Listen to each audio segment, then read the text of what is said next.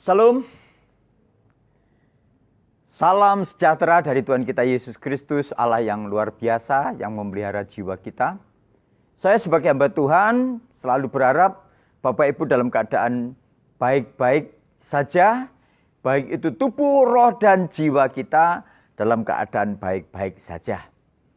Terlebih itu bersukacitalah senantiasa di dalam Tuhan yang akan tercurah di dalam diri kita, sehingga kita tetap bergembira di dalam Tuhan. Karena firman Tuhan mengatakan hati yang gembira adalah obat yang manjur. Sekarang banyak orang berupaya untuk mencari obat yang manjur kemana-mana. Kalau bisa dia akan mencari obat yang terbaik untuk tubuhnya. Mencarikan vitamin yang terbaik untuk tubuhnya. Tetapi firman Tuhan mengatakan hati yang gembira adalah obat yang manjur. Haleluya. Jadi dengan demikian, Bapak Ibu Saudara semuanya punya pengharapan untuk kita hidup sehat, kuat. Karena Roh Kudus yang ada di dalam diri kita dan kuasa firman-Nya yang akan menyegarkan jiwa kita semuanya. Dalam kesempatan ini saya ingin berbicara bagaimana kita sebagai orang tebusan Allah, orang pilihan Allah akan menemukan jawaban hidup ini setiap kali kita memasuki ibadah.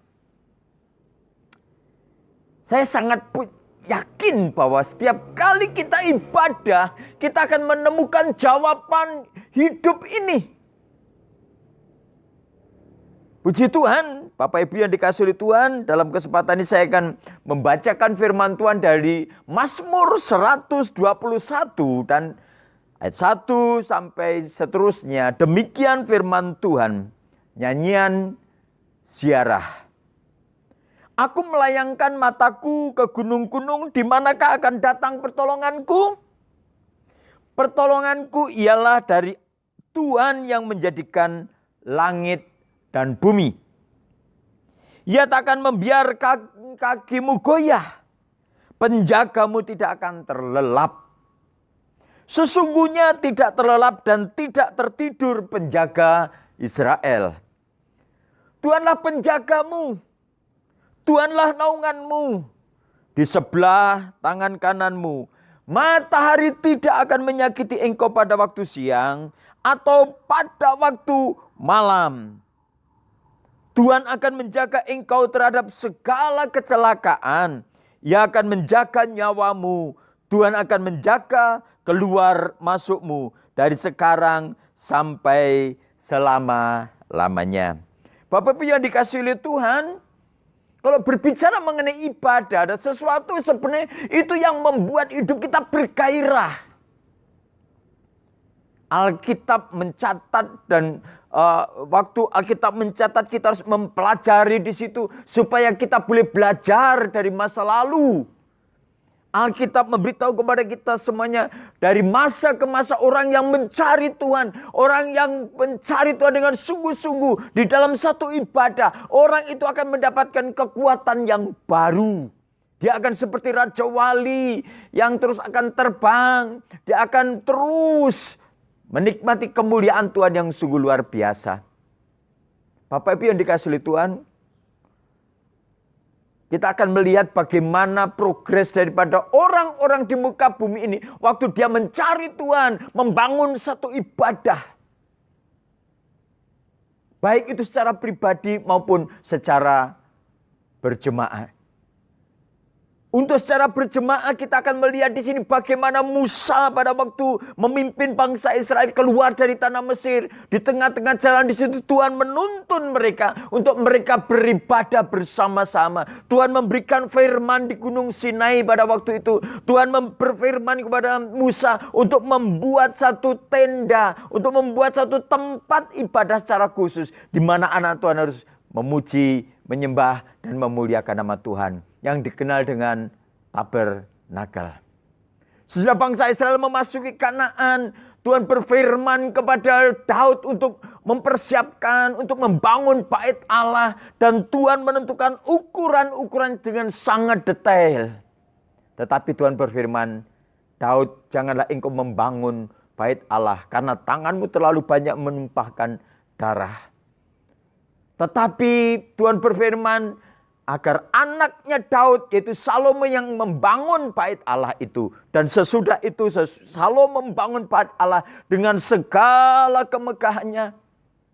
Tuhan melawat umatnya di situ. Mulai dari situ bangsa Israel mulai fokus kepada penyembahan ibadahnya di bait Allah yang sangat megah itu.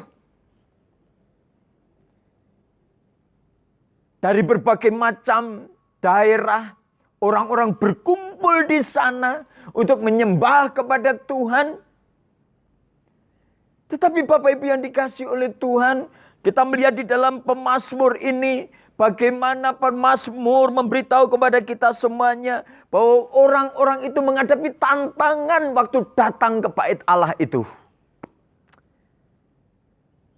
Yang pertama tantangan yang ingin saya sampaikan, karena pada waktu itu di setiap bukit-bukit itu dibangun pengorbanan-pengorbanan, dibangun pusat-pusat penyembahan.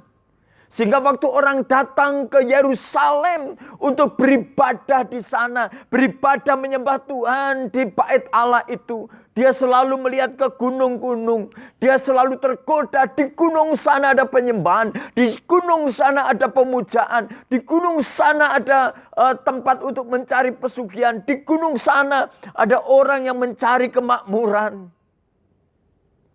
Tetapi pemazmur mengatakan, aku melayangkan mataku ke gunung-gunung yang jauh di sana. Dari manakah akan datang pertolonganku? Ada satu tantangan tersendiri untuk melangkah ke bait Allah itu. Karena waktu mereka melangkahkan ke bait Allah, dia dibayang-bayangi dengan penyembahan kepada Allah yang lainnya. Tetapi pemazmur dengan yakin dia mengatakan, aku melayangkan mataku ke gunung-gunung, tetapi pertolonganku datang dari Tuhan yang aku sembah di bait Allah pada waktu itu, yaitu Allah yang menciptakan langit dan bumi. Yang kedua, sesudah mereka datang dari tempat yang jauh, mereka berkumpul di sana, mereka membawa persembahan untuk diaturkan di bait Allah itu. Ada godaan yang lainnya. Kenapa? Karena di sekitar bait Allah itu banyak penukar-penukar uang. Banyak penjual-penjual ternak dan segala pernak-perniknya. Dan ketika mereka membawa uang untuk dibawa ke bait Allah itu yang seyukyanya untuk membeli, korbankan, kemudian dibawa ke dalam persembahan. Mereka terkadang tergoda untuk membeli ini dan itu. Pada akhirnya di perjanjian baru waktu Tuhan Yesus datang ke dunia ini, dia masuk ke bait Allah, dia melihat itu dan diporak-porandakan, dibongkar tempat itu. Bahkan meja penukar uang. Karena memang pada waktu itu mereka datang dari tempat-tempat yang berbeda. Dan mereka datang ke bait Allah. Mungkin dengan mata uang yang berbeda di sana. Akhirnya di sana ada valuta asing. Penukar uang.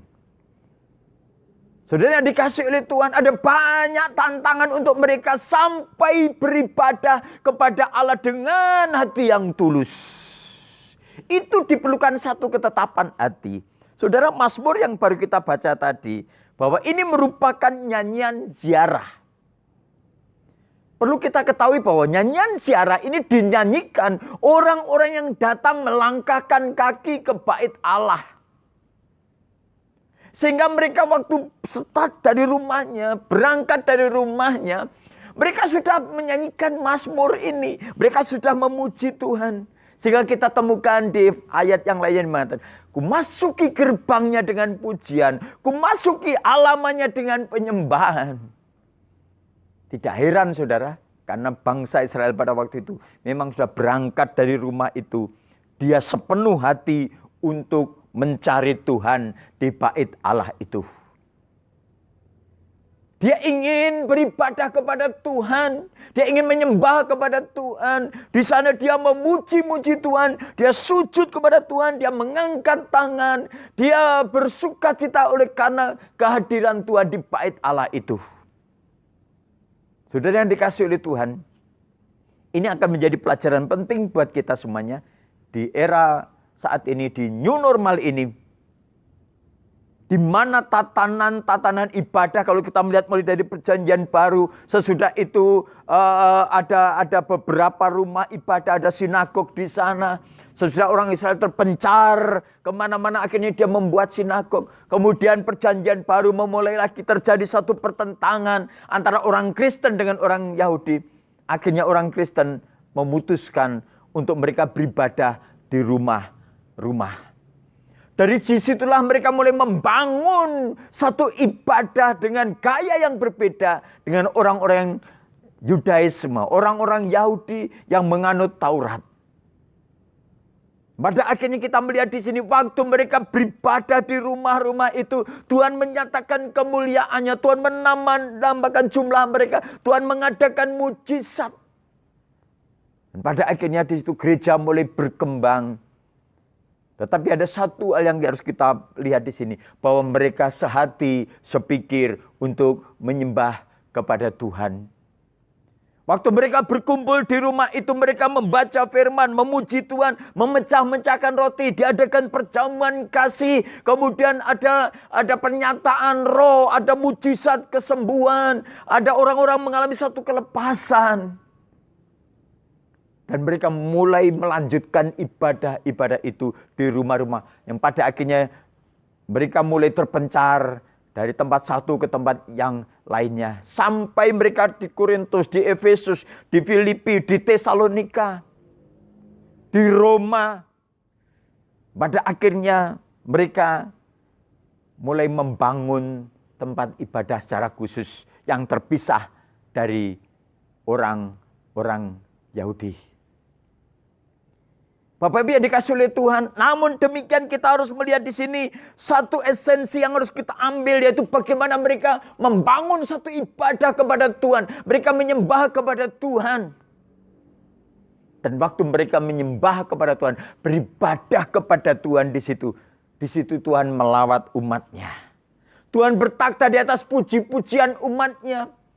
Dan waktu puji-pujian dinaikkan, di situ hadirat Allah dinyatakan, Tuhan menyatakan kemuliaannya. Pada akhirnya saudara akan menemukan sendiri jawaban kehidupan saudara. Persoalan-persoalan yang engkau hadapi, saudara akan menemukan sendiri waktu engkau mengalami perjumpaan dengan Tuhan Yesus Kristus di dalam ibadah itu. Ini yang ingin saya sampaikan, betapa pentingnya perjumpaan secara pribadi dengan Tuhan di dalam satu ibadah itu. Karena dengan demikian waktu kita berjumpa dengan Tuhan Yesus secara pribadi, di situ kita akan merasakan lawatan Tuhan yang sungguh dahsyat. Apapun juga yang menekan jiwa kita, apapun juga yang menjadi persoalan kehidupan kita, waktu kita dijamah oleh Tuhan, kita akan mengalami satu kelepasan yang sungguh luar biasa. Dan pertolongan Tuhan tidak terbatas. Apa yang belum pernah kita pikirkan, apa yang belum pernah Anda lihat, apa yang belum pernah kita saksikan, itu yang Tuhan sedang kerjakan dalam kehidupan kita semuanya. Haleluya! Waktu kita membangun ibadah sungguh-sungguh kepada Tuhan, percayalah, engkau akan mendapatkan mujizat daripada Tuhan. Namun demikian, tantangan-tantangan yang tadi saya sampaikan, bahwa mungkin saudara dihantui dengan keraguan, apa benar kalau saya datang kepada Tuhan, Tuhan akan memberikan pertolongan. Sedangkan di tempat yang lain sana, saya menemukan, saya melihat betapa mereka menikmatinya, orang-orang menikmati itu. Tetapi saya ingin mengatakan, janganlah engkau ragu untuk datang, untuk menyembah kepada Tuhan. Supaya hidup kita mendapatkan kelegaan dari Tuhan. Saya ingin berdoa secara khusus pada saat ini buat saudara yang pada saat ini masih ragu-ragu dengan kuasa Tuhan dalam kehadiran Tuhan dalam ibadah. Supaya engkau dikuatkan, diteguhkan hatimu. Dan engkau mendapatkan jawaban kehidupan pada saat ini. Saya akan berdoa buat saudara. Arahkan tanganmu dan mulai percaya kepada Tuhan. Waktu engkau mengikuti ibadah, engkau akan merasakan pertolongan Tuhan. Engkau akan melihat mujizat Tuhan dinyatakan. Saya akan berdoa. Bapa dalam surga, pada saat ini kami bersyukur kami boleh menyembah kepada Allah yang hidup. Tuhan Yesus Kristus yang menciptakan langit dan bumi. Dan engkau bertakhta atas puji-pujian kami. Pada saat ini kami berdoa buat anak-anak-Mu. Atau siapapun juga yang sedang menyaksikan program ini. Aku berdoa di dalam nama Yesus. Waktu engkau Tuhan menyatakan kemuliaan-Mu. Menjamah mereka semuanya. Biar mereka Tuhan akan merasakan lawatan Tuhan. Yang sakit disembuhkan. Yang pada saat ini mengalami keraguan-keraguan hidup. Akan diberkati oleh Tuhan. Yang mengalami keterikatan oleh Raja dilepaskan di dalam nama Yesus. Dilepaskan di dalam nama Tuhan Yesus. Dan engkau akan melihat kemuliaan Allah dinyatakan. Pada saat ini Hamba berdoa memberkati semua yang mendengarkan firman Tuhan ini. Dimanapun mereka berada. Tuhan, engkau berkati mereka dalam kasih karunia-Mu yang luar biasa. Dalam nama Yesus Hamba berdoa. Amin.